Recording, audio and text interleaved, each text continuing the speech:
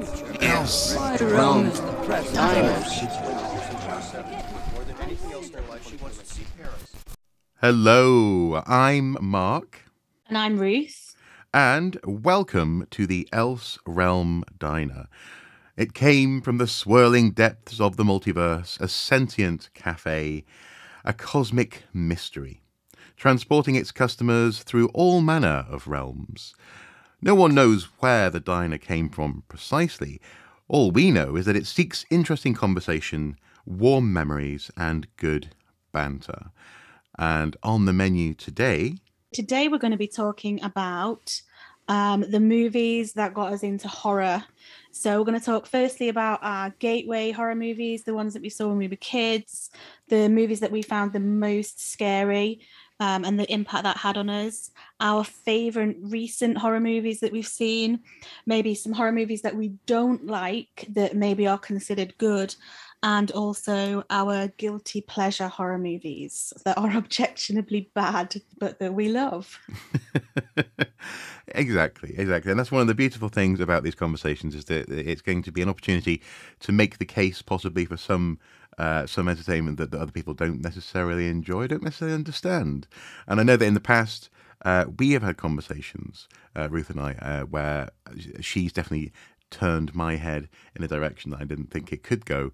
And I think I might have achieved similar for her, especially when it came to... I think you'd like to think you'd achieved similar, but some of the movies... Two words, Studio Ghibli.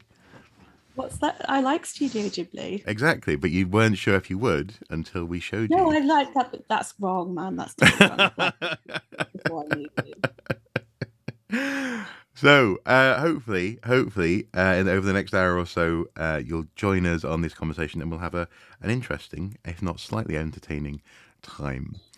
Now, yes. I suppose the question just to kick off, though, is what have you been watching lately? Have you watched anything interesting, Ruth?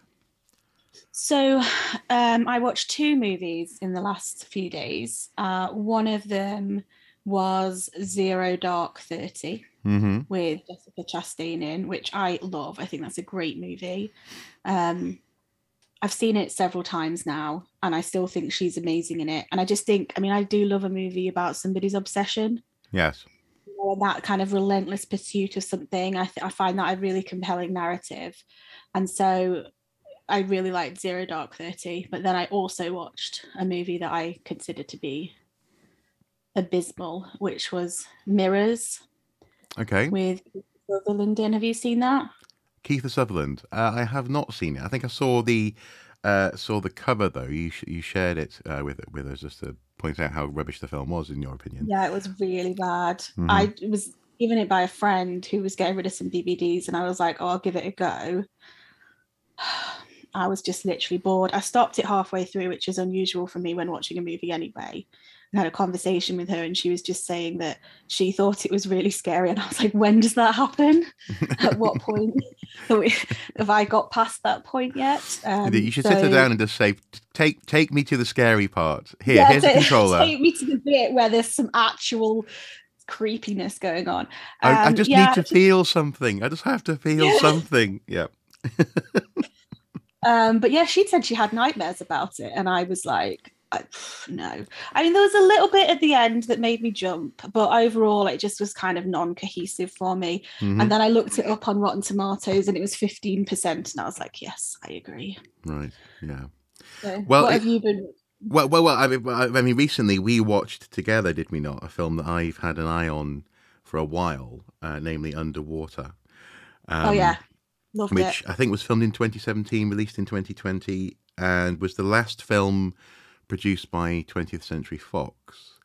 So there's been some release issues because Disney couldn't be bothered, basically. It's our film, what are we going to do? When they bought it, didn't they really where to put it? So I ended up getting the Blu-ray, a French Blu-ray, which acts, to all intents and purposes, like an English disc. We didn't notice when we were operating it at all that it was from another country. It's the same region, isn't it? Yeah. But the menu and everything was in English, but anyway, the film really good. Even though, for example, your brother said it's rubbish, and other people I know have been saying it's rubbish. It's derivative. That's true, and it's not a character study. But actually, I feel as though the criticisms about character development that were leveled at that film were unjustified, because actually you're in medias res. You're smack bang in the middle of the story at the beginning. You meet people along the way who actually your main character either has established relationships with and has no need to introduce you to as the viewer, or you're learning things on a fairly surface level, like, oh, hi, I'm in this shift, I do that job.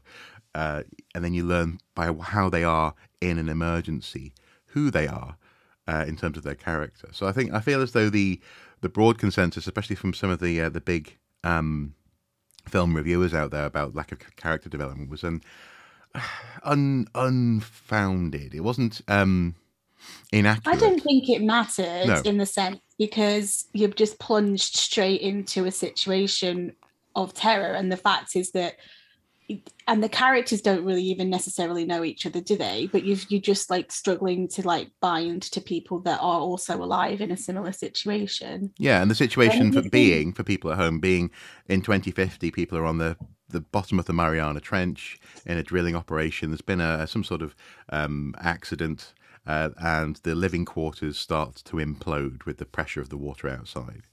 So that's how the film kicks off, and understandably, I think because the thing is, and we may well get into this when we talk about, for example, Alien. The thing is, Alien has that languorous, sort of luxurious opening where you're seeing the operations of the computer, waking up the crew, and you're getting a sense of what this place is in the quiet of space. But that's not what this film was trying to do. Yes, it was touching on some of this stuff, especially with the suit designs and with the sort of the near future technological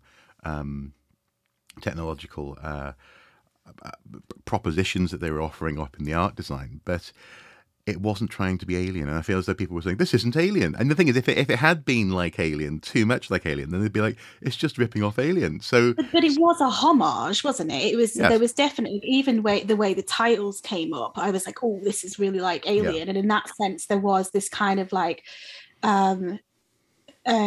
isolation kind of themes and stuff. Mm-hmm. But to me, to be honest, the really impressive thing was when we watched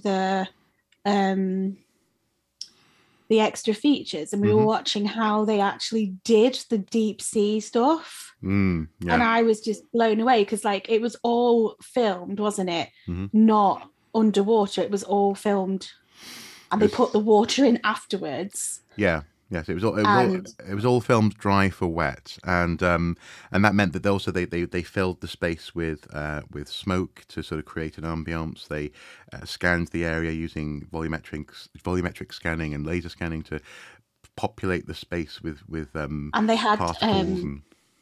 They were all on wires, weren't they, to create that illusion of kind of falling through water. And they didn't actually have, so when they're under the water, they had those like face shield, like the front of their, I guess like a visor thing on front of their helmet, and they didn't even really exist. They were all kind of added on afterwards. And that was so well done, actually, that it was seamless.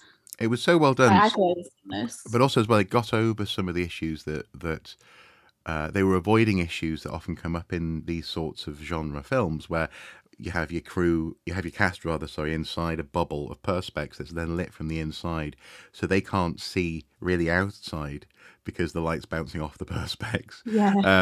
And also as well, you could choose depth of field because there's no glass in the way. You could actually get a shot of Kirsten Stewart, for example, looking over her shoulder, and then put the glass in front of her.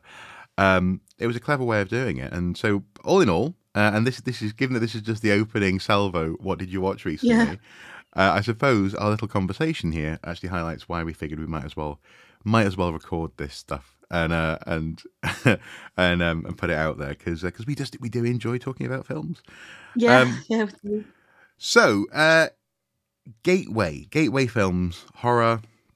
And I'm going to open up with, I know something which is probably also quite familiar in terms of your experience as well, and that is that technically the first horror movie, if you call it horror, certainly had a horrific effect on me, was Terminator. I saw that when I was a wee sprog. I was probably probably 6 years old, actually. I shouldn't have been watching I think I was 7. I was very young. Yeah, and I won't go into how and why I ended up watching this film, but I probably shouldn't have been watching it. But it had a massive effect on me, and it introduced me to the notion, in some ways, that first of all, the horrific things can exist on a TV screen.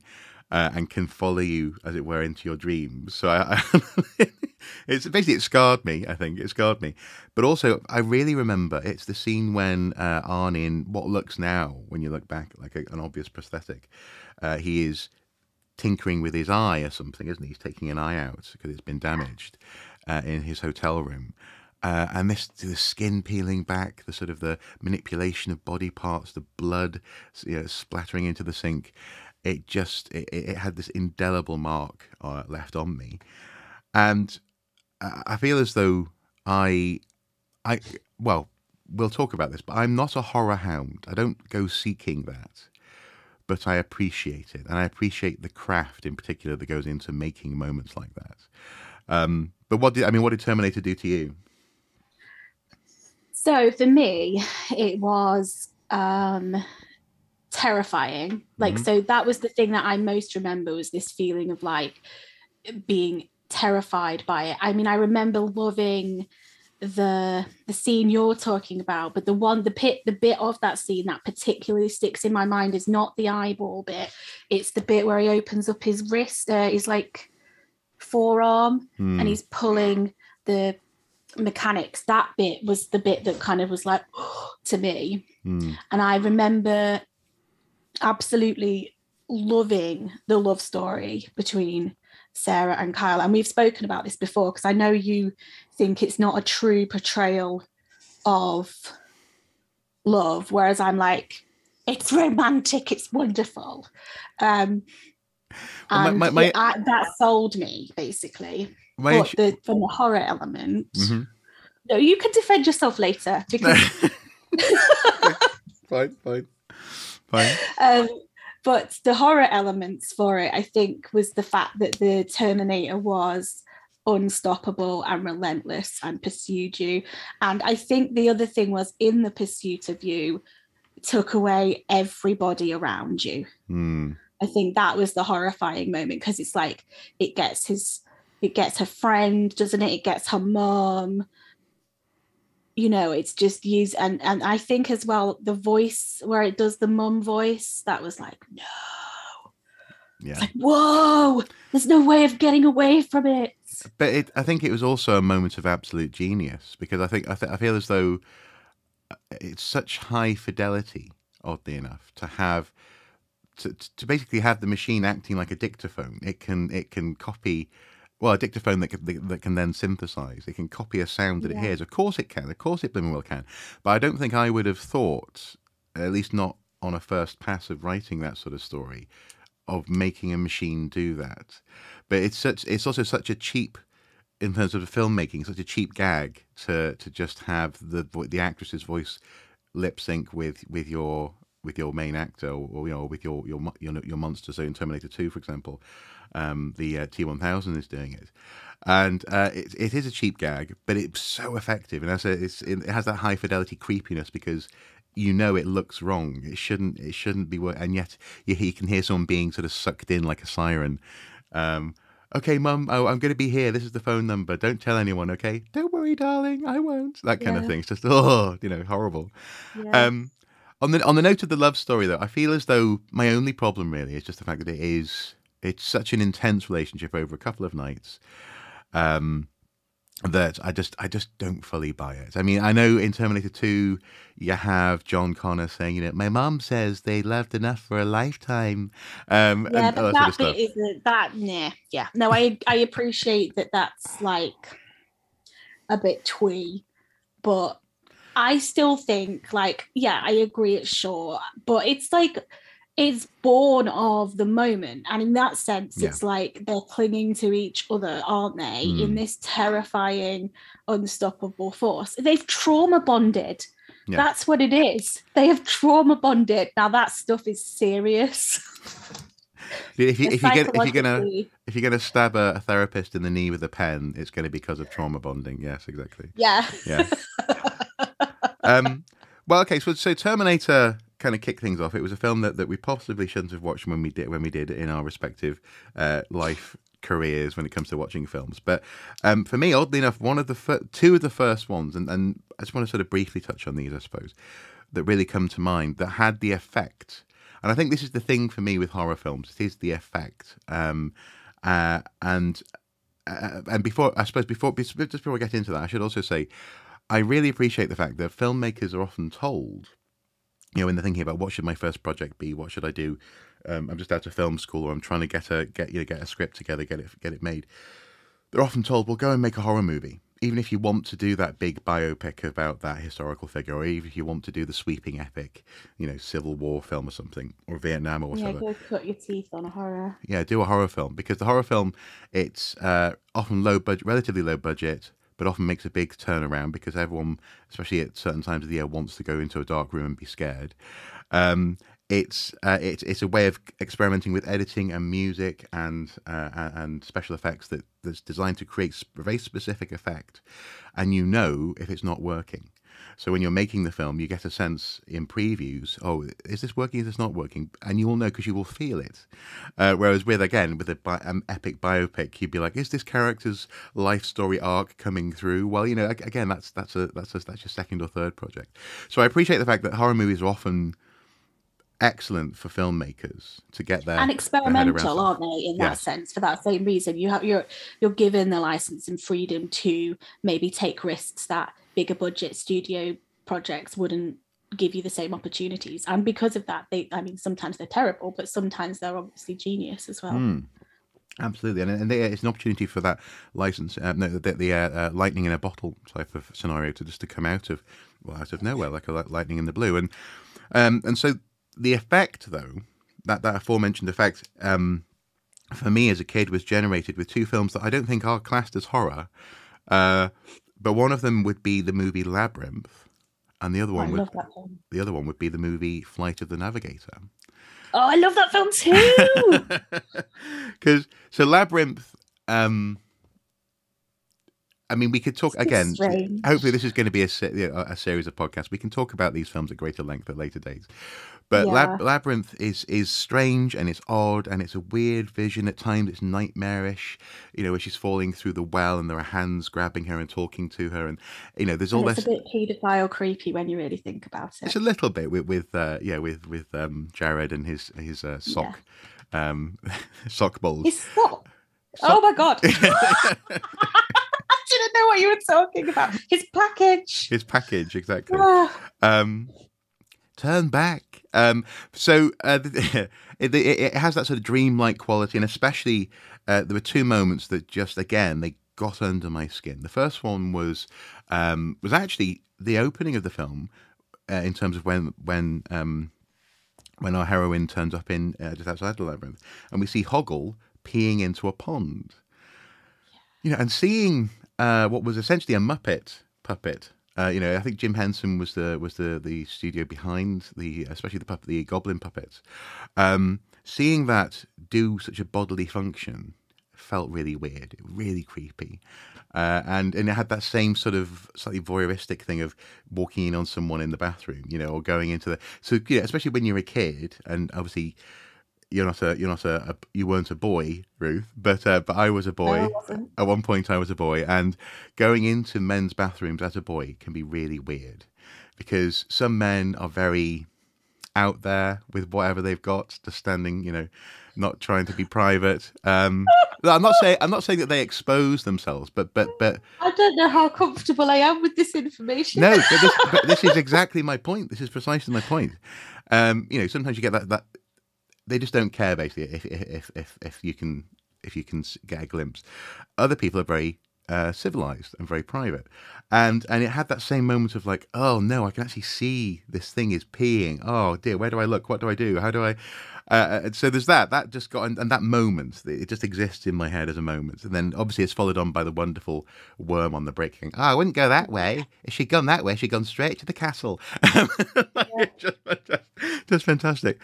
So all weird, but then the for me the pinnacle in that terms of that dream nightmare scope is when she's in the rubbish dump, and inside the rubbish dump there is her bedroom as a facsimile of her bedroom. I know, that was so creepy. Yeah, and then the bedroom starts to be pulled apart, starts falling apart, and it looked like dreams feel, especially for me as that time in my life. That's how dreams felt, and I remember having dreams that were exactly like that. There was one where I remember getting lost in a shop.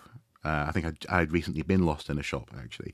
Getting lost in a shop and ending up in a barrel where my parents were at the end of the barrel sort of looking down, and then suddenly spikes started appearing through the skin of the barrel, and it started rolling, and then I'd always wake up at that point, but it had that kind of weird stretched out sort of, help me, I can't, and they can't reach you, and it was those two moments in that I feel like film. you're revealing a lot of your self in this with the dreams. Yeah, exactly. Like, what would somebody interpret that to mean?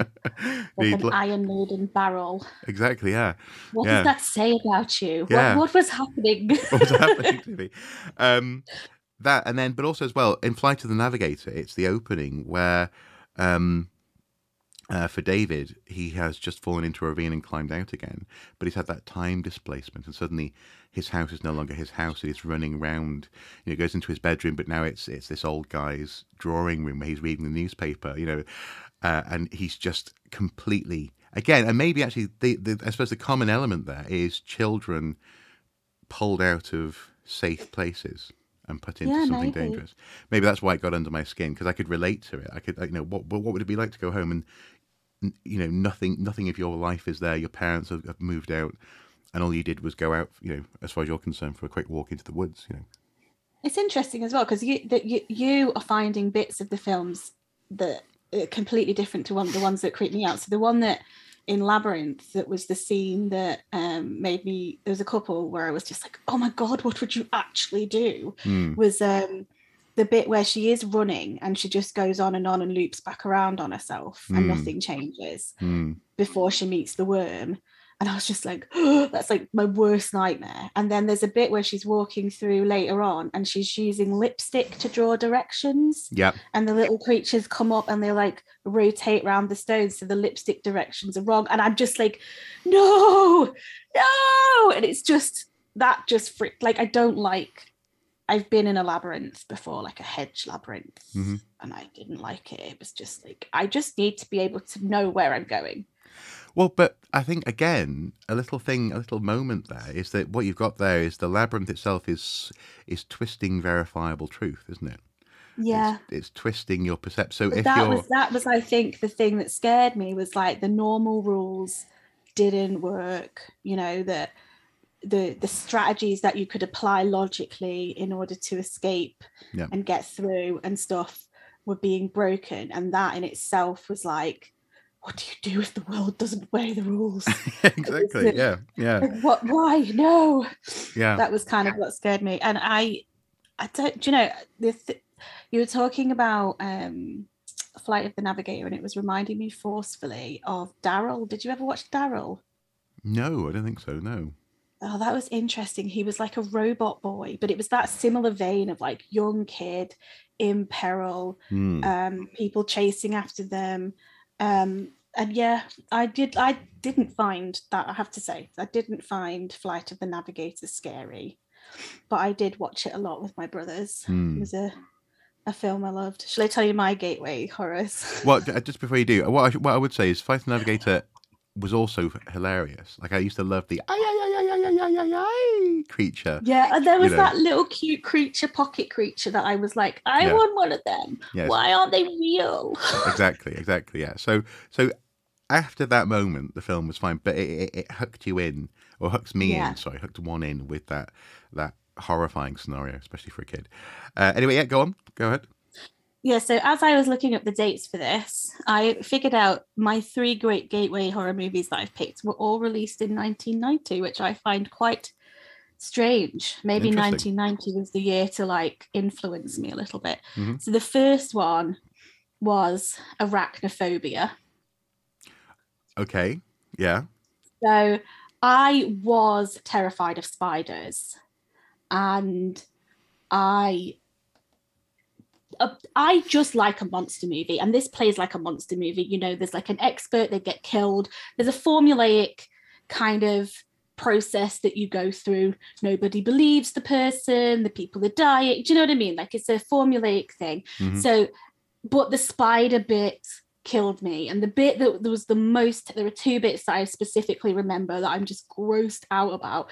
One was the shower scene where this spider gets in the hair of this lady, and then you see it like go down between her breasts, and then she sees it and starts screaming. And like, I know that was probably there for like a bit of titillation for boys, but I was literally like, oh my God, what if it was in your hair? It wasn't the fact it was like anywhere else. It was the fact that it could be in your hair, and the spider was there, and that was gross.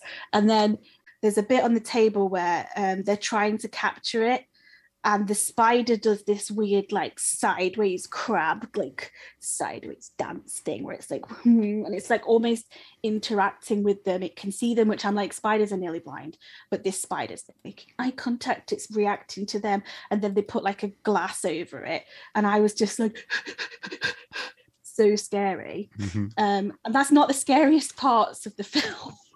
But those were the bits where they felt the most scary, because they were most like the situations that I was likely to run into myself. And so also I had this strategy with horror movies as well. When things scared me that much and I found it difficult to watch, I was like, I must watch this until I am immune to its effects. So I literally watched this film over and over and over again. And interesting fact, there's been a new parasite found to kill spiders, and they're tarantulas, and I think they've named it after Jeff Goldblum. Not Jeff Goldblum, Jeff Daniels. Jeff Daniels, wow. Okay. In homage to his spider killing antics. Interesting. I was reading this. I was reading it on the internet, so it might be wrong, but like it felt authentic to me. Hey, I mean, you know, we're on the internet and we're often wrong. Yeah. So, interesting. Yeah. And again, you see, and is this the common thread that actually good horror touches you where you live? It meets you where you're at. I absolutely think so. Yeah. And even if it's, you know, set on a space station, it's going to toy with and press the buttons with and leave enough ambiguity such that you can bring in your own fears. You almost sort of plug into it. And well, I think that's a key thing actually in terms of horror working, is the fact that the filmmaker shows you the door but doesn't show you the big bad or the full thing, and your imagination takes you through the door to the fear, because actually what you can imagine is probably more scary than what they can show you. Yeah. And so in that sense, though, that's always been the case for me, is like when you don't see the monster, when the monster's hinted at, when not everything is given away. And I'm like, in my head, it's like, oh my God, that's the most terrifying thing ever. But it's because they haven't told me enough about it. It's interesting though that I mean, you say you haven't been told enough about it. This makes me think of, because we're both approximately the same age, you know, from the same sort of generation. It makes me think of growing up at a time when you could get, for example, Terminator 2 toys, you could get Aliens toys, but you didn't necessarily fully understand exactly what it was referencing. So, for example, on the shelf just behind me, I've got the Power Loader with an Ellen Ripley figure that looks nothing like Ellen Ripley, who's strangling a queen alien, and that's an exciting moment. You've got this big yellow, almost like a transformer thing, who's like fighting an alien. You can see its mouth is popping out, and I remember picking up throughout my childhood flashes and moments of understanding there's an alien film where there's an alien that has a mouth that goes and comes out, you know, and acid for blood and this kind of thing. And I remember in a primary school class, one of the kids had seen Alien, and they just kept on talking about using character names like Bishop. I remember Bishop really stuck out to me. I was like, Bishop, what does that mean? And then talking about blood and talking about white liquid pouring out of an android. And so there's all these sort of, it was oddly enough, what was going on was I was being sort of fed little breadcrumbs from someone else's feast, as it were, and then I was reconstituting that into its own meal. That actually, when I came finally to watch Alien all the way through, strangely enough, this was in probably 2005. So I didn't watch Alien until I was just in the middle of university. When I came to watch it, God, I'm so ashamed of you. no, Did you wait that long? Well, because the thing that I had reconstituted was so scary that I wasn't sure if I was ready for it. I didn't know if I could deal with it. And it turns out most horror movies, actually, I can absolutely deal with. It's fine. But this is my point about sometimes even just the whispers of a horror movie can meet you where you're at, and you fill in so many blanks. All I was given in that instance was like, out of a 1,000-piece jigsaw, was maybe 50 pieces, and I'd filled in. That's so interesting. I saw Alien when I was really young, so probably around the same age as Terminator. And obviously, I should say, obviously, Bishop is in Aliens. I now know that, but at the time, I didn't know that. Yeah. Cool. Yeah. But yeah, so I saw it when it was, when I was really young as well. And I think possibly because I'm a girl and girls were like given dolls, I didn't really become aware of the toys for Alien or Aliens until probably like university. Maybe 60, maybe a bit before then. But yeah, so I was that kid who'd seen it. Yeah. Well, exactly. Oh my God, you should watch it. This happens and this happens. Yeah. And so on the one hand, I remember thinking that kid, in this instance, I guess you were really cool. On the other hand, I remember thinking, there's no way I could deal with that, man. That sounds so scary. And so I just didn't watch it until I was, I thought of myself as being at least starting to be a grown up, But the thing is, so some of the toys. So I'm for people at home, I'm just holding up to Ruth. It's actually what's called the Mantis Alien toy. It's a green see-through plastic toy. It has these sort of some of the stalks on the back of the alien are used to sort of manipulate the arms. You can sort of lift them up and go and grab things. And so this never appears in any of the films. It's an absolute just a toy maker going, I think, quite cool, actually, quite coolly nuts with the concept. Because actually, obviously, by the time we get to Alien 3, they fully establish this notion that whatever the facehugger latches onto, the alien, the drone, will somewhat base its DNA, its form on the DNA. Interacts, doesn't it, with the parasite? And so this is clearly someone going, what if a facehugger latched onto a mantis? This is what would happen. And so I was ready as a kid to interact with these toys.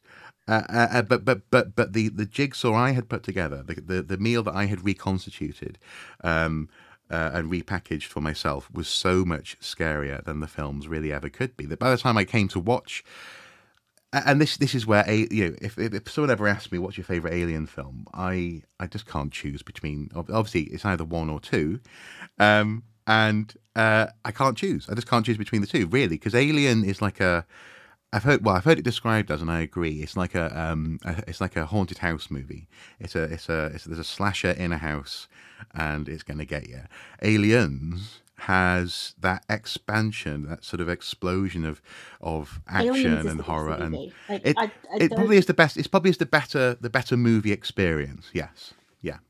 But that's not to say Alien isn't amazing. But Aliens is definitely better than Alien. Mm-hmm. I don't have that issue. No, I can. I have decided in my brain which one I like most. My second, actually, yes. Well, I'm a decision maker. It's fine. Yeah. So yeah, my second one was the Stephen King miniseries. Okay. Which, I think this was not only my gateway into horror, but it was also my gateway into Stephen King. Right. Which is a whole other thing. Yeah. But the concept of it as a monster is just so terrifying. Mm-hmm. And I remember the part of the things that scared me about it was that the children were alone in their peril, in the sense that the adults ignored, didn't see, maybe deliberately, maybe not. There's that kind of thing of maybe it was deliberately ignored what was happening. There was obviously an influence of that creature, but that was the thing that scared me, was that the kids were alone in their peril, and that their peril was they were going to get killed. It wasn't like they were going to get a little bit hurt. They were going to die. They were going to be eaten by a fucking clown that was Tim Curry. And I should say Tim Curry just nailed it. He absolutely it was amazing. Just amazing. But that part of it was and also, again, it was those bits of making mundane. I think this is going to be a theme in my things, but it was that bit of making mundane items scary. So the photographs, him coming out of the photographs, them having to slam it, and the parents not being able to see the blood.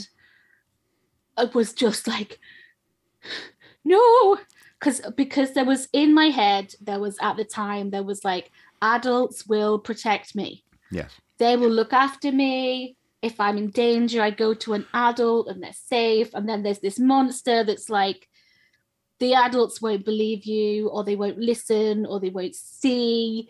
And that was just... Or they don't want to see, or they're part of a system that's perpetuating something. And I mean, much later on, this is obviously isn't really a gateway, but this is more of an expansion of, I think, the horror genre. Later on, movies like Cabin in the Woods really played with this notion of, on a meta level, why is it that people go repeatedly to go and see horror movies? And so they turned it into this notion of, well, it's a generational sacrifice. Every year we have to sacrifice some kids. But it was like a meta commentary on cinema attendance. Why every year do you have Ringu and Cabin in the Woods slasher films? And it's because I'm chasing being scared. That I literally like to. So I want to recreate. Well, for me, I don't know what other people want, but for me, I want to go to a movie and recreate the terror I felt with the first horror movies I watched. And so few of them do it nowadays. I'm why did I have to grow up? Why couldn't I just live in this place where real fantasy things scare me? Well, it's that actually quite neatly leads me on to, I'm going to move on to now, I suppose, slightly later in my horror movie career, in terms of what was getting me into and what became what would scare me. And this is a theme for me in terms of all of my entertainment, actually, all the stuff I like doing when it comes to reading, playing computer games and watching films, is I'm a sucker for world building. If you can have a really good world building concept that's got some extra lore in there for you to go away and look at and research, and that's got some extra implied depth at the very least, then I'm probably going to follow you along almost anywhere. And this absolutely grabbed me in the late 90s, 1999 in particular, 2000, with the release of the Blair Witch Project. Well, first of all, I was confused because, again, I never saw it in the cinema. I didn't see it until I was working a couple of years later at Blockbuster, and so I could we got 7 free rentals a week, so I rented it and took it home and watched it. But I just remember being in an English class, and there was a girl at the front, and funnily enough, her name was Ruth. And Ruth was good name. Very good name.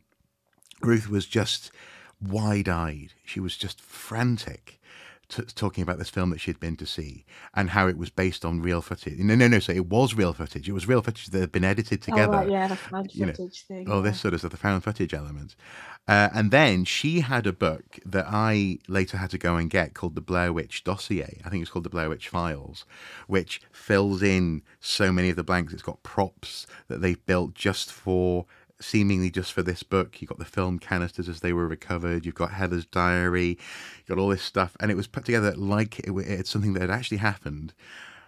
And and it was almost like I in my head I was almost at the point of planning a field trip. You know, if I could have flown to Maryland and started to explore, I probably would have. But at the same time, I was also quite glad that I didn't have the money to fly to Maryland, because it meant I wasn't going to get, trapped in the woods with a time-bending witch. Yeah, that's so weird, because like that is really not my experience with the Blair Witch. So my experience with the Blair Witch was I never bought that it was real. No. Ever. And I was kind of, the marketing around it was genius, wasn't it? Mm-hmm. And because it was all kind of, it was the first really internet marketing that had done this, where they'd set up a website, and they'd made it kind of this story that was real, and that people were kind of talking about it like it was real. Yeah.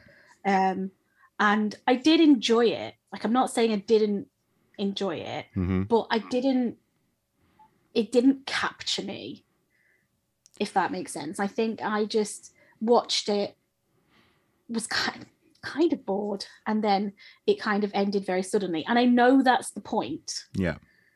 But yeah, I just didn't love it.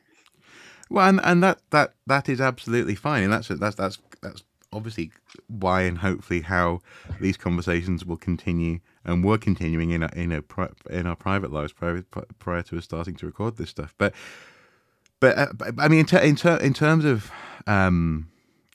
the marketing for Blair Witch, it wasn't just the website and this question of was it real or wasn't it not real, but also they produced a TV documentary that aired, I think, was it on the Sci-Fi Channel possibly, the night before the film was released in the cinemas. I think it was called, was it The Legend of the Blair Witch or something? Yeah, I watched it. Yeah, I watched it. I mean, I did. I got totally into it at the time. Yeah. But I was just like, afterwards, I was like, The Curse of the Blair Witch. It was released on the Sci-Fi Channel, 12th of July, 1999. There you go. And I think actually also someone has kept a digital backup of the website. You can still visit it. I mean, by today's standards, it's a rubbish website.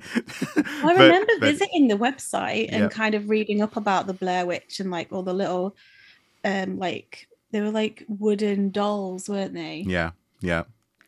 Exactly, like the mannequins and but also there was the time bending theories. There was this question of like whether or not people were different members of the team were experiencing time in different ways, which they went on to explore more in the Blair Witch a couple of years ago, in a much more literal way. Did you see the tree one? The tree one. There's a sequel. There's a Blair Witch, was like the Blair Tree or something. Oh, Book of Shadows. Blair Witch Book of Shadows. That was it. Yeah. Well, actually, that was a film I was going to mention as one of my absolute least favorite films of all time. Good. I didn't enjoy that one either. No, but at the same time, I kind of appreciate it. So I do own it, partly because I'm a completionist in terms of movie collections. You shouldn't support it if you hate it that much. Well, come on. But back when it was released, it wasn't really a matter of supporting or not supporting, in that sense. So I didn't feel like it was. That was the issue. But the film intrigued me, and this is where we come back to this thing of how I think I like to unpack and understand the workings of a horror film as much as anything else. I like the initial watching, but then I also want to appreciate the craft, and I appreciate the craft of Book of Shadows, Blair Witch 2. I appreciate the fact that they were asked to release this film 1 year after the Blair Witch. It was a repurposed script, just because I think Artisan Studios or whoever else was releasing it had this in their back pocket and went, okay, well, just slap the Blair Witch on it. I mean, there's not even a Book of Shadows in the film, for crying out loud. But it became a meta comment on the reaction to the film. So precisely the reaction that my friend back in high school had, that wide-eyed excitement, that sort of, quick, get to Maryland, go into the woods. And they had that at the beginning of Blair Witch 2, where you have the sheriff with a bullhorn. Oh my God, you remember so much more about it. I've literally blanked it from my mind. It was so bad. No, but that's the thing. See, this is the thing. I'm morbidly fascinated by the film, where it's like, there is no witch. You need to leave these woods immediately. This kind of thing. So there was an attempt at a meta commentary, but I didn't think that was necessarily. I thought that was also world breaking in the same way that the Yes. first film, if you got into it, was this mystery that you felt as though you could explore other tendrils of. The second film totally positioned it in a fictional world because these people were not real, and Okay, yes, and so on and so forth. But then also as well, I do appreciate the craft of some of the stuff that they put into it. So on the VHS release, certainly, I think there was The Secret of Esova, which was The Secret of Reverse, backwards. And so you could play certain scenes backwards, and I know, and it was pulling that sort of 70s and 80s records, play the record backwards, and you'll hear Satan, that kind of thing. And so there were moments where they digitally manipulated, and so one of them that stands out is there's a moment when the Wiccan girl is spinning around a bed pole, and she's holding on to it, and as she sort of spins around, behind her, the drawer handles on a chest of drawers switch from being ordered in 2 rows of, I don't know, 6 or something, to being a pentangle on the wardrobe, back to being two rows of 6. Again, nothing to do with the Blair Witch. It's just pentangles, moral panic, 1980s, 1970s America, in so many ways, Satanism and all this sort of stuff. Yeah. But I appreciate what the director thought was, well, I'm going to try something interesting, and so I appreciate it. But I also really hate the film because it just pulled me out of it.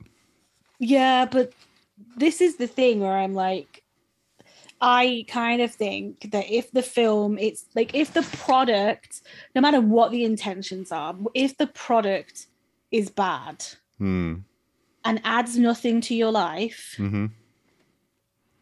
why? Why are you obsessed with it? Does it entertain you to watch? Does the thing as it exists do anything? No, you've got a meta appreciation of it. Yeah, but you see that's fine. This is just how you appreciate things like the love story in Terminator. It's good. Because it's good. I find myself wondering about how it is that films meet you where you're at and you can plug into them. So I just appreciate that in terms of filmmaking, but I don't like it. The other one, though, and this is like a small hint as to what our next episode is likely to be. The other one is a film called 48 Weeks Later. 48 Weeks Later. It's a god-awful film. It was released in 2007, trying to capitalise, obviously, on 28 days and 28 weeks later. And I think it had another name at some point. It was one of these films that, because often, I don't know if you've spotted this, you probably have, where sometimes, let's say, Dune is coming out and suddenly other versions of Dune are on the shelves in the supermarkets.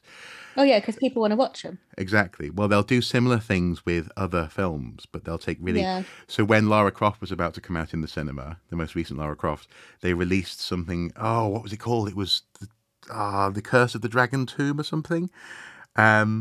And that was just terrible. They repackaged it, renamed the film. So on IMDb, it's got 2 different names at least, and released it on DVD to look like a Lara Croft film. And I think I can't remember what the character. I'm gonna have to quickly look up what the character's name is, because this will just make you probably your eyes will roll so hard you'll do a backflip, I think. So Tomb of the Dragon. So that film, it was released as Tomb Invader to take advantage of the upcoming Tomb Raider, and the archaeologist in it. So you have Indiana Jones. This was Alabama Channing. It has a score of around 2.6 on IMDb, but actually it was initially released under the names of alternate names of, and this is where Dragon Tomb came in. The Tomb, Heart of the Dragon, and also it's also known as Tomb Hunter as well. So Tomb Invader, Tomb Hunter, and the Heart of... So when they repackage those sorts of films and just sort of serve them up, I find that quite insulting, actually. But also that was from Asylum. So Asylum, the people who did obviously Sharknado, and one of my all-time favorite guilty pleasures TV series in terms of, I suppose you could call it horror, but it's more like horror comedy, would be Z Nation. All right, yeah. Yeah. I still haven't watched that. But it's fascinating to me that Z Nation can exist in the same production sphere as a film like Tomb Invader. It's just such a bad film, such a bad film. 48 Weeks Later, in that sort of spirit, is taking advantage of a trend, and it's a film that was released in 2007. It's just, again, god awful. It opens with a meteor flying through space in a badly rendered CG shot. Apparently, this meteor crashes into the ground and leaves a crater about the size of perhaps our dog Indy. A little crater in the ground, and apparently this little rock that's then left in the ground after a massive explosion has on it a zombie virus that people start to be infected by. Well, obviously, duh. What else was it going to contain? The shot. Not that the heat would have killed it. No, exactly. The heat. Yeah, but it's not. It's not like they're tardigrades or something. They're just a virus. But I think what I find interesting is that, and again, this is where we come back to this notion of a horror movie being a good first film, because it will highlight your weaknesses and your strengths. And if you're attuned to that, if you have a good production team around you, or if you're actually looking to put out something that's good, then it will highlight this for you and help you achieve that. In so much as this film, when you're watching it, it's really hard to put your finger on why it's really bad. It is bad. It's all bad. The effects are bad. The acting's bad. Everything is bad. But you go, why does it feel so drawn out? Even though it's quite a short runtime, even though they don't have much to say. The actors don't have much to say, but the scenes are all really long, and it's because the editing is just utterly terrible. It's one of those things where do you think that's the biggest problem about it? Is the editing's bad? I think so. And you have camera shots that linger just a beat or two too long on a character when almost the actor has said what they need to say and they're kind of about to stop acting. It's that kind of, and you have stilted conversations. And it feels as though, in the right hands, with the right editing, you could turn that into a really good, bad film. And this is the realm of horror, isn't it? Where you can have good objective, so things like eight-legged freaks. That's a film which is designed to be good, bad in that sense. Yeah. But I think sometimes you can just have terrible. Is that the thing that annoys you then? It's like the idea that this is a film that's wasted potential. Like if somebody recut it, you'd have something there that was worth watching. I think so, yeah. If someone recut it, if someone just thought a little bit about about the way in which tension is built in a scene. So like there's a scene where and again it's a very small so the box is meteor crashes to Earth and like fireballs hitting a city. The story really takes place in one little block, one small neighborhood, where there's I think a drug or a gun deal is going down. I watched it once. Hungover with my in the hood? Brother.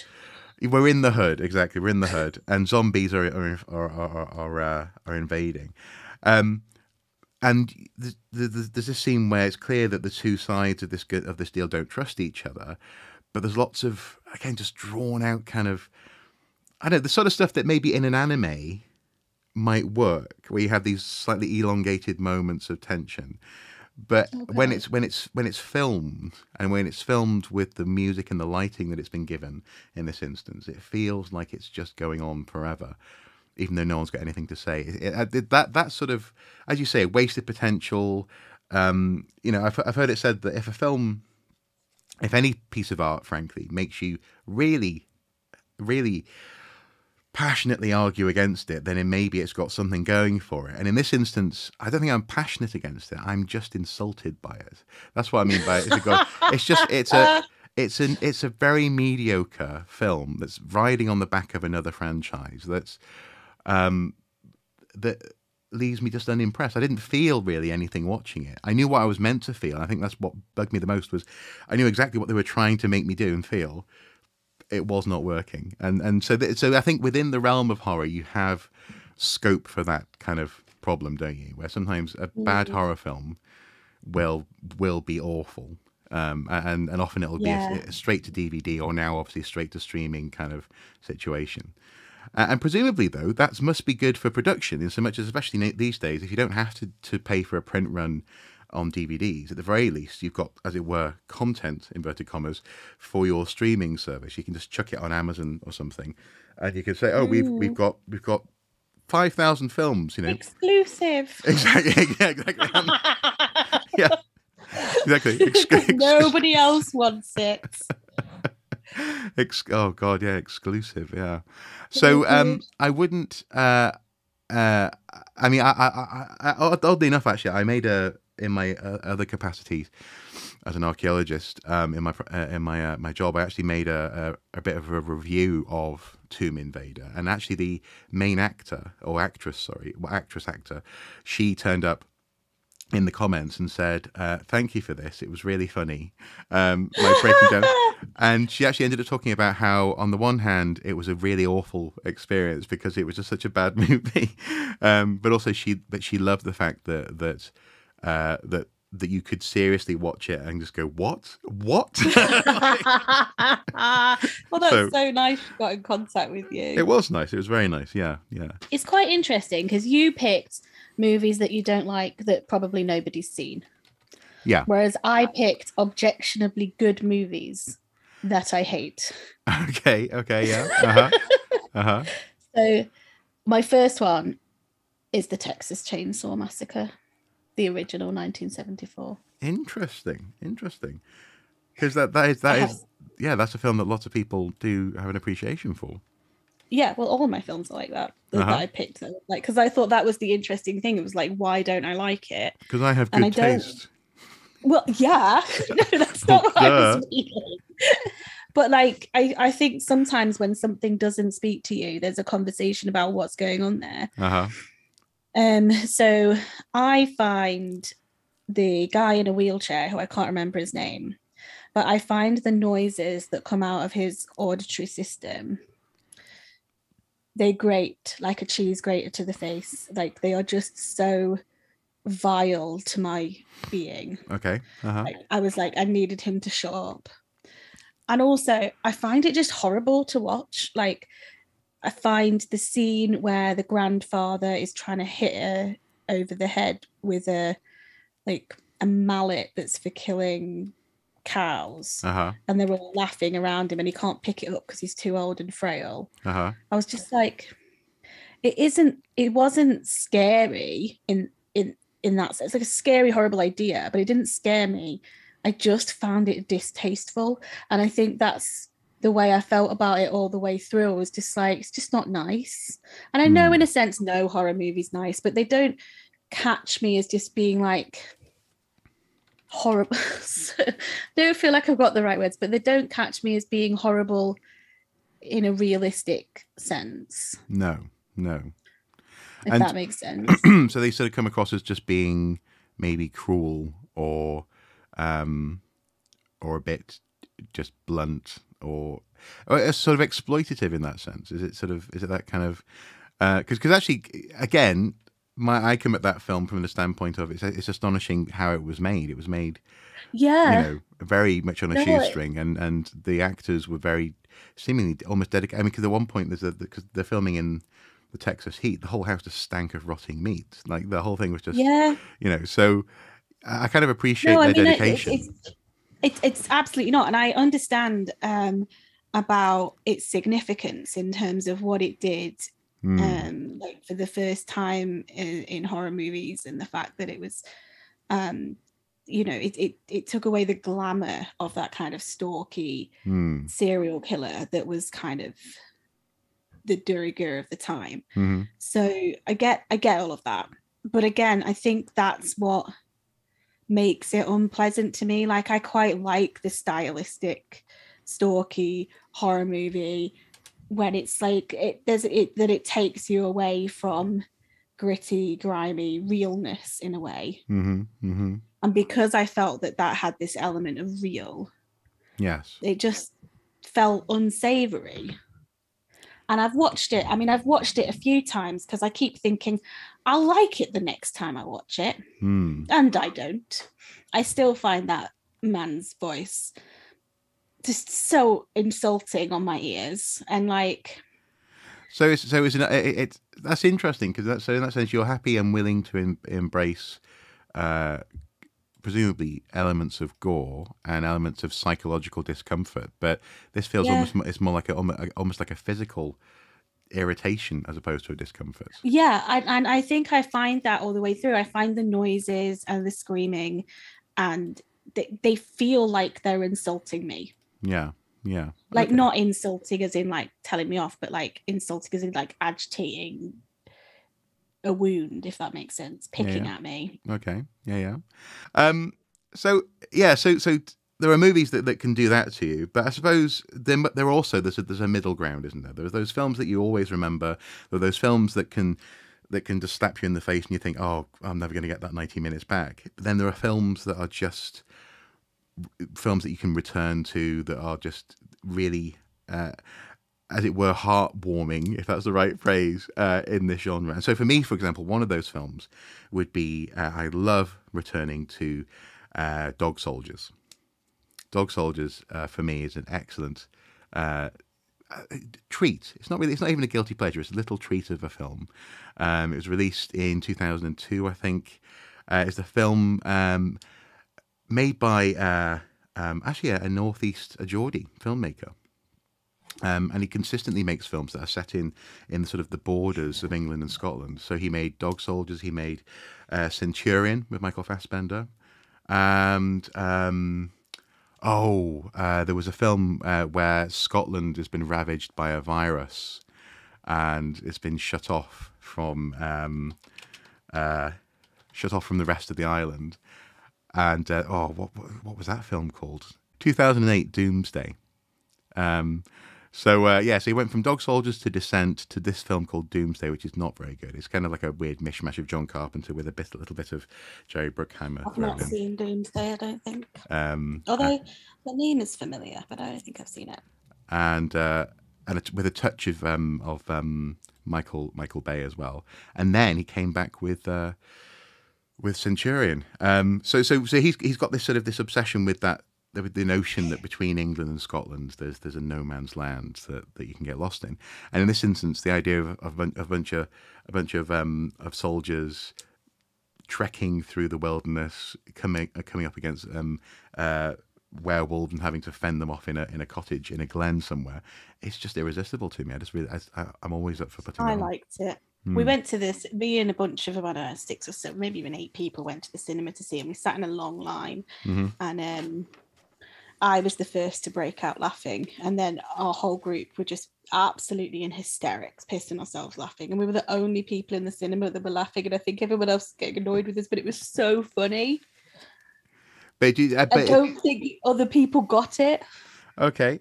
So what things like there is no spoon, or like the sausages. Oh yes, yeah. When he's looking at his own guts. Oh, sausages. Yeah, exactly. That was the bit where I was just like, I broke at that point. Yeah. But I also love it when they're super gluing him back together again, the Sarge, and apparently it was that Sean Pertwee, the actor. He was actually drunk. He actually did drink a lot of whiskey on set that day, and your man had to sort of pretend to knock him out. And because he was drunk, he was like, "No, that was rubbish. Go on, hit me again." So he actually made full contact. And so when you see the soldier sort of checking him, that he's not acting, he's actually making sure, are you okay? And he's like, "Yeah, I'm right." And then, so there's that. But then also you've got, I love the actually it's the same guy again. Geordie humour, there's a reason that I think we both enjoy living in the Northeast. This guy goes, "I hope I give you the shits," and spits at this werewolf, and obviously he gets pulled apart. It's just so much fun, and and I think what separates what could be a bad film, because if you looked at the werewolves for too long, you would see that they were people. Oh, they were terrible, weren't they? Really? Well, yeah, but at the same time, they were shot in the right way. So they were backlit. It didn't really matter, because you're suspending belief in the sense of like those guys were scared, and whatever it was didn't really matter what it was, because it was just it was more, I don't know, it was kind of a comedy, wasn't it, really? Yeah. But yeah, good. Yeah. It was good. But if that film had been edited poorly, or if it had been treated or lit or something, if it could have gone into 48 weeks later territory. But because of the skill of the crew and cast and writing team, the editor and the director, actually it's a very watchable film, and but also very British. Just the banter between the soldiers is absolutely fantastic. I haven't seen that recently. I mean, it must be a few years since I've seen it. But yeah, I enjoyed it. I did like that. So is that your guilty pleasure then? It's not really a guilty pleasure. I don't think I have to feel guilty for watching it. I mean, I suppose a guilty pleasure for me would be Resident Evil Apocalypse, the second Resident Evil film. Okay. Yeah. But that's just because I love Resident Evil 2. It was my first Resident Evil computer game, and I just like it. So that's fair enough. Don't judge me. I have a film that I don't think you'll have watched. Okay. Called The Hole. Have you ever watched it? It was released in 2001. I think, I'm not 100% sure on this, but I think it's Keira Knightley's debut role. Yes, I have. I think before we started recording, I might have said I haven't, but I have. I have seen that film. Let me just check here. Yes, I have. It's got Thora Birch in. Yeah. And they basically, this group of kids go down into a hole. Yeah. To party and take drugs and have sex. Yeah. And then they get stuck. Yeah. But do they have, what's really going on? And it's basically just, I mean, I love this movie so much, but I think I love it because of Thora Birch. Yeah. I have a great love for that girl, that woman.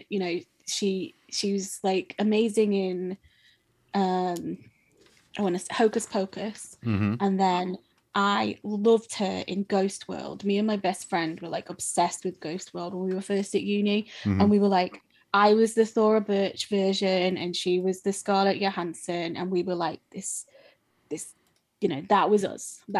And so then there was this movie as well where I was like, oh my god, it's Thora Birch, I'm obsessed with her. Yeah. I haven't even mentioned she's in American Beauty as well, but whatever. But the Hole is amazing, and she's such a psycho in it, like a genuine psychological defined. I mean, I suppose that there are light spoilers there, in so much as we don't necessarily know that all the way through, do we? Watching it, I don't think it takes anything away. I literally do. I've watched it so many times, knowing what she is, and I still enjoy knowing how far she's willing to go for something that doesn't matter. Yeah. Like, it matters to her because she's a teenager. Do you think? I don't think most teenagers have that level of crazy. Well, I think she's like next level crazy. I think there's more than teenage angst going on there. It's not just teenage angst. It's teenage, the belief that this is it. This is the thing. This is what I need to. It's never going to get better than this.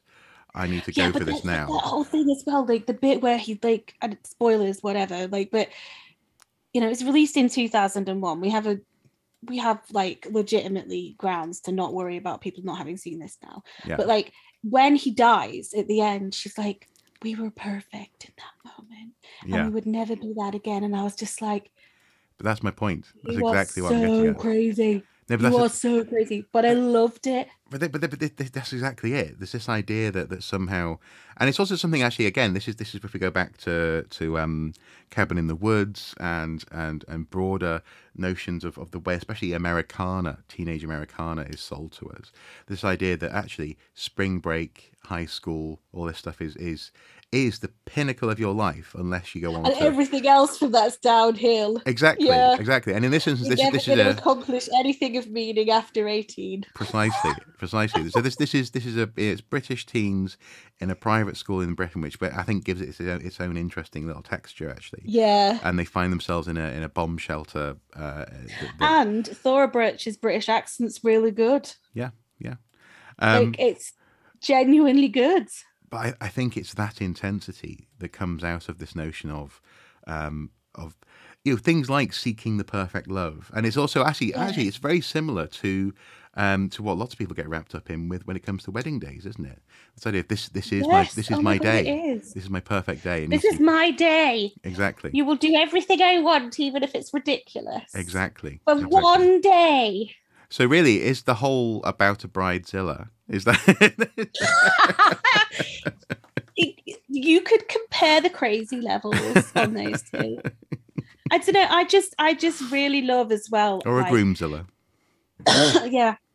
I really like as well the different narrative, the way she tells the story to manipulate the police officer. Yeah.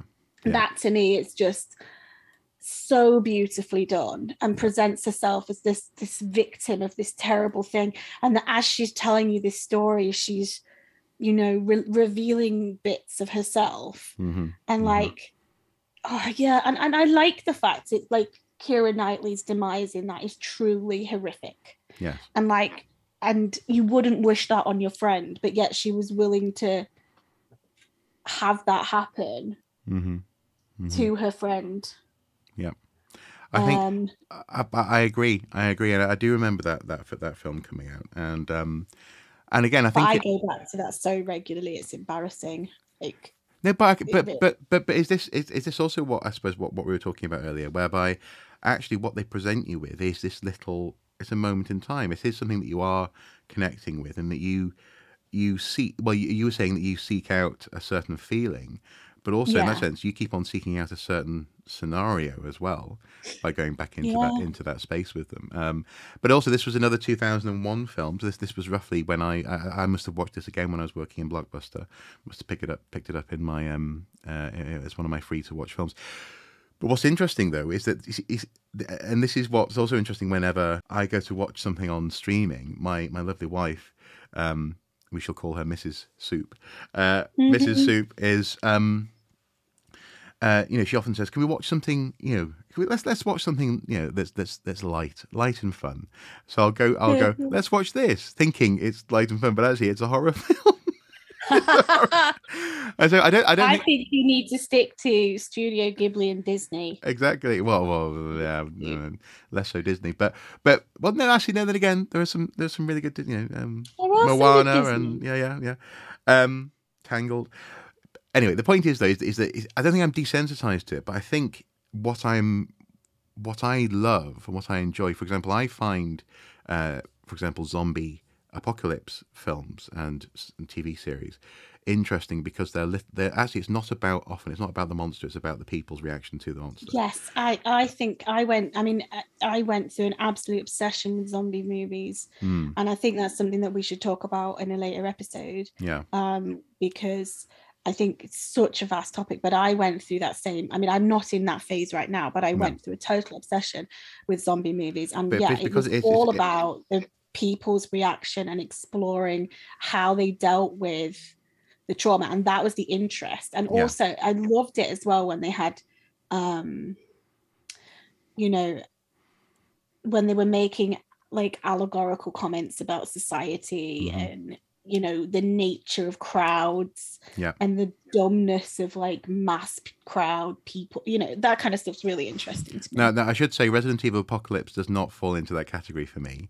But your George A. Romero films, Walking Dead to a certain extent, even Z Nation, they're actually, what it is it's a lens through which to focus on human character and the way people respond to each other, kindness, brutality, selfishness, love, altruism, all this stuff comes out of that. And I think that's why sometimes when I'm asked, let's watch something light and fun, I find myself don't get me wrong, I don't go let's watch Alien. It'll be something which just has a slight dark edge to it, and she'll be like, really, is this, do you find this relaxing? And actually, oddly enough, I do.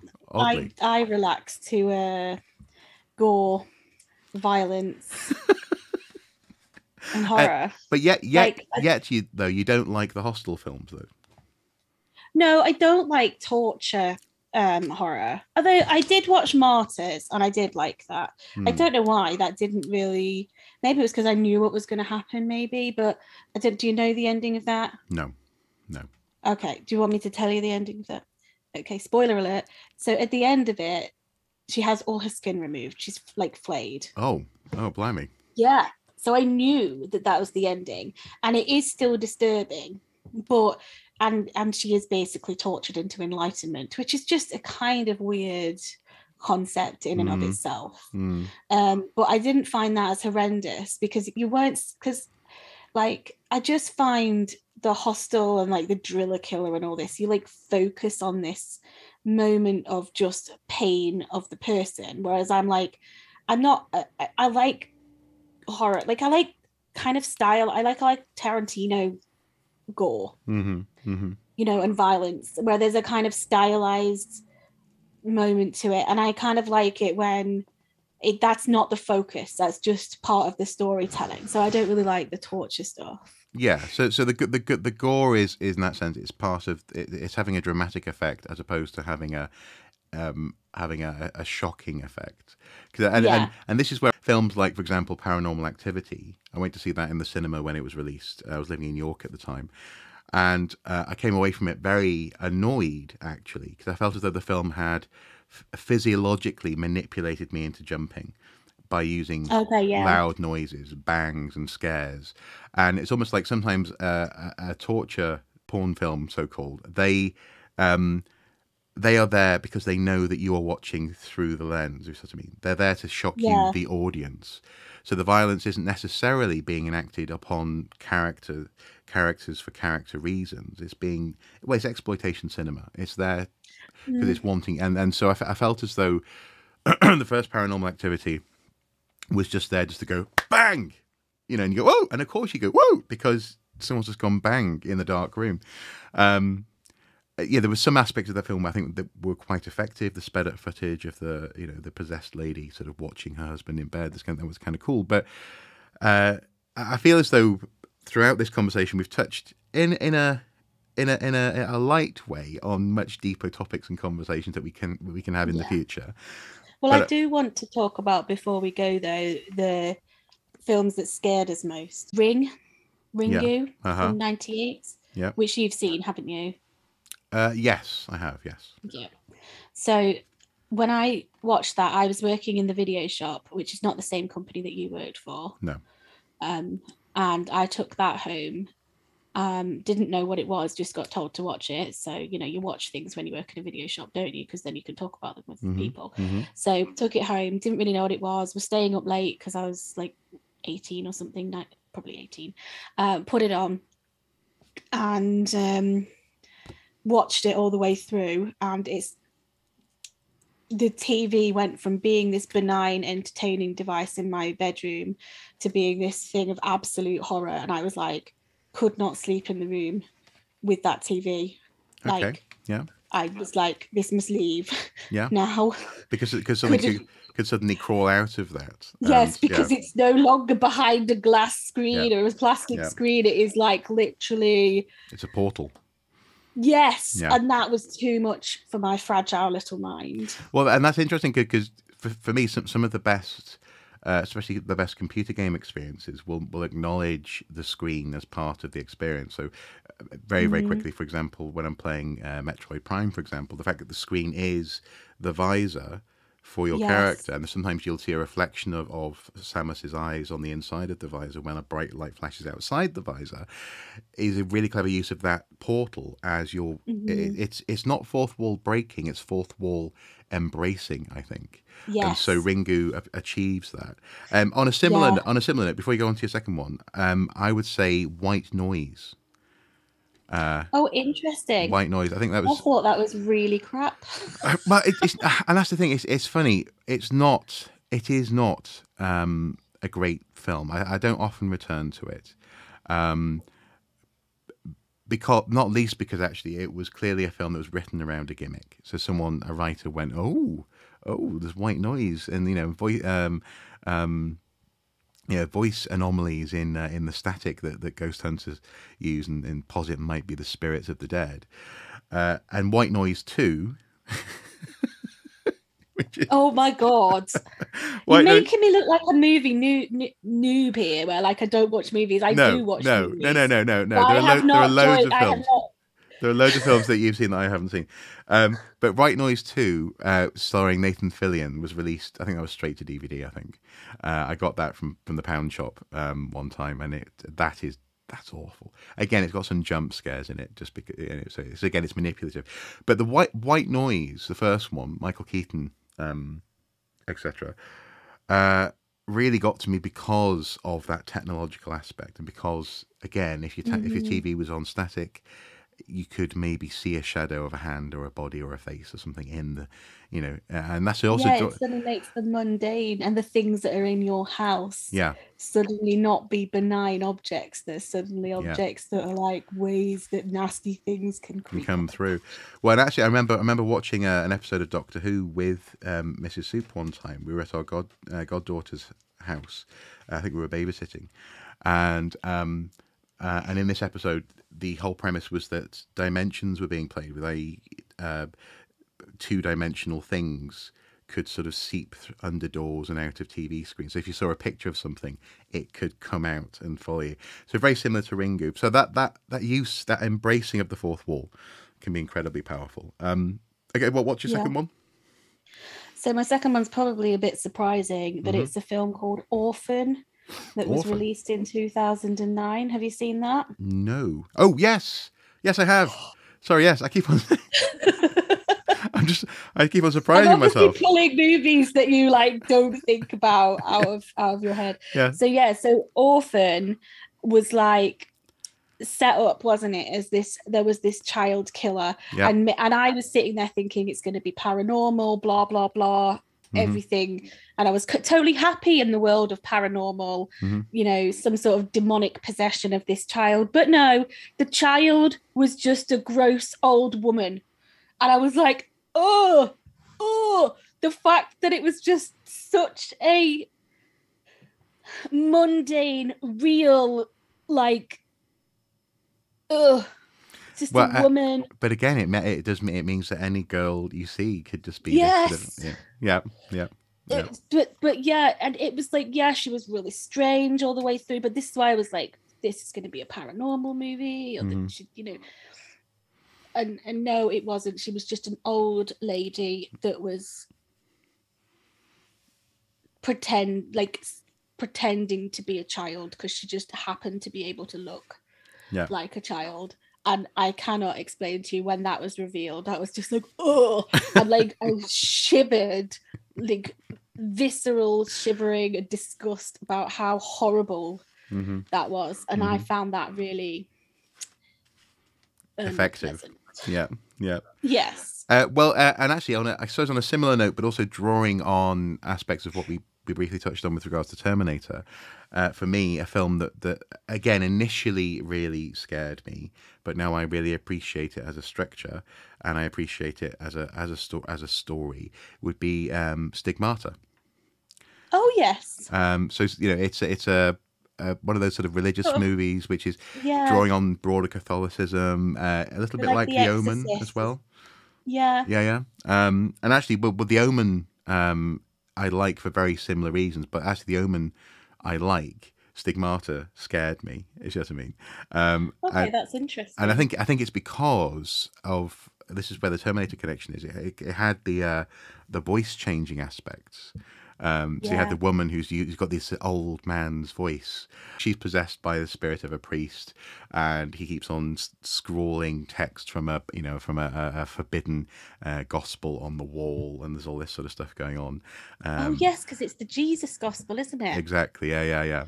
From the it's not Pseudepigrapha, it's the Gnostics.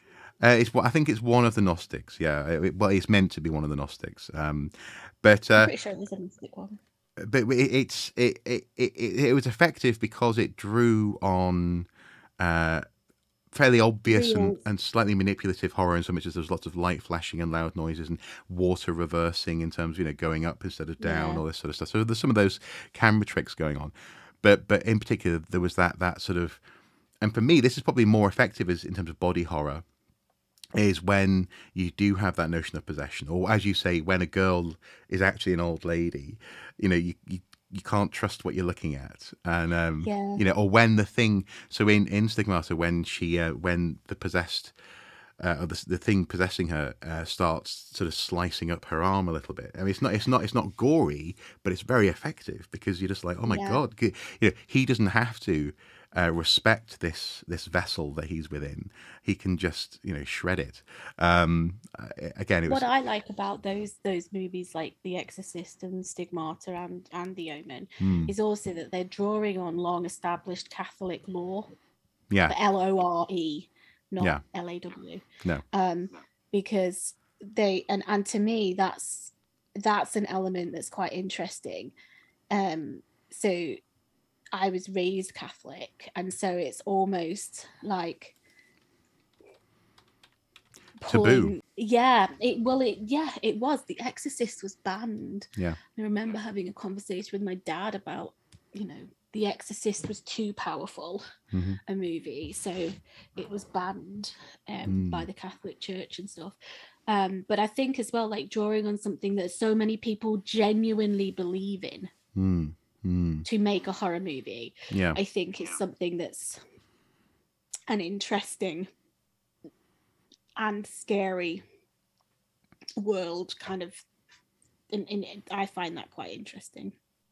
Yeah, just stepping outside the realm of our experience, just a sidestep that then can take you into places tremendously unknown and scary, but also, as I say, revealing as well. I suppose. Finally, I guess an honourable mention I'd like to make in terms of just horror movies is I really enjoy. In recent years, we came across for Halloween the Trick or Treat anthology. I really enjoy that. That's good fun. But that's precisely the thing. It is knowingly playing with tropes. And so it's a film that you can get into on that front. And so I really enjoy that. It's got some good horror work in it, but also it's made by someone who loves Halloween and loves horror and knows that you're going to enjoy it as well. So that's a whole other aspect to this realm of horror.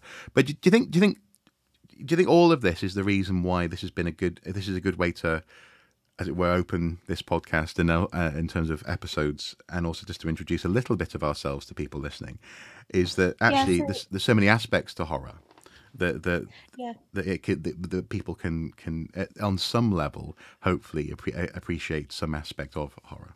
Yeah, I mean, I think it's one of those things when somebody tells me they don't like horror, it's like I'm always kind of a bit like, there's such a broad subject. Everybody has something within that genre that they can appreciate. But also, I mean, I quite like the fact it's a broad concept, broad topic, and that different horror movies pull on different strings, to create different effects. So like something like The Wicker Man is a complete world away from the Terminator, or you've got, or the Omen's a horror as well, isn't it? You're just in a totally different place, and I do think that that's good. And I think Mark and I had discussed, hadn't we, about wanting to open on a fairly broad subject area to give us a chance to talk about what we like and kind of give people a flavour of how we talk about movies, so that we can so people can kind of see if that's something they want to keep listening to, I guess. Yeah. As well as giving a little bit of ourselves away. Yeah. But also as well, I feel as though there's also, and I know I've said this a couple of times, but I just want to emphasize there's an awful lot more there that could be talked about. So aliens we could talk about. We've both felt, I think, haven't we, that we're kind of having to stop ourselves really going into detail about some of the stuff because it's been so overviewed. But I do think in that sense it's been nice to kind of make some broad strokes, make some broad comments. Throw some shapes, see how they land. Absolutely. And so we initially were thinking about finally bringing this podcast together when we went to see The Matrix Resurrections together in December. But we won't talk about that next week. We'll probably maybe hold on to that, possibly when it comes out on DVD or Blu-ray or something. We'll watch it again. Yeah, that's a good time.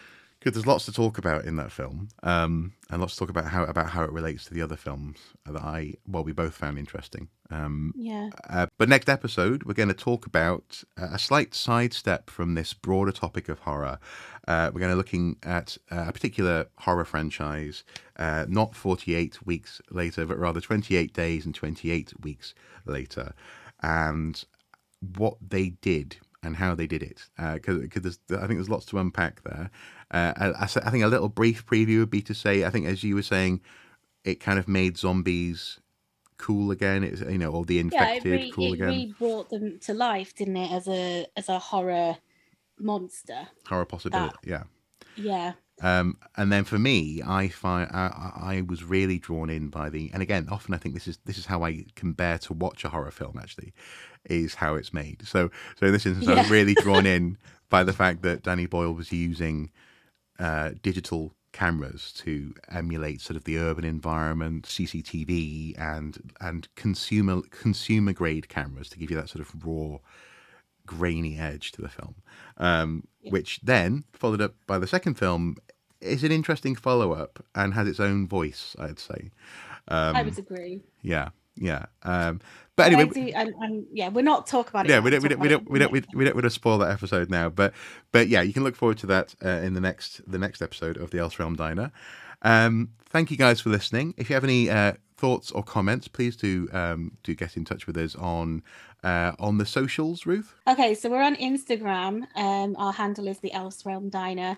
We're going to drop an image on there every time we release a new episode with some kind of teaser imagery to hopefully inspire you to listen. But we would love to hear from you. So do you agree with what we've said? Have we missed anything? Have we missed any obvious films that you think we should have mentioned in our gateway horror experience? What do you think of some of the films that we've talked about, and what would you like to hear us talk about in the future? If you message us on Instagram, and we would love to hear from you. I think it's just left to say goodbye, but thank you for listening. Yep, thank you indeed, and we'll see you next time in the Else Realm Diner. Else Realm Diner.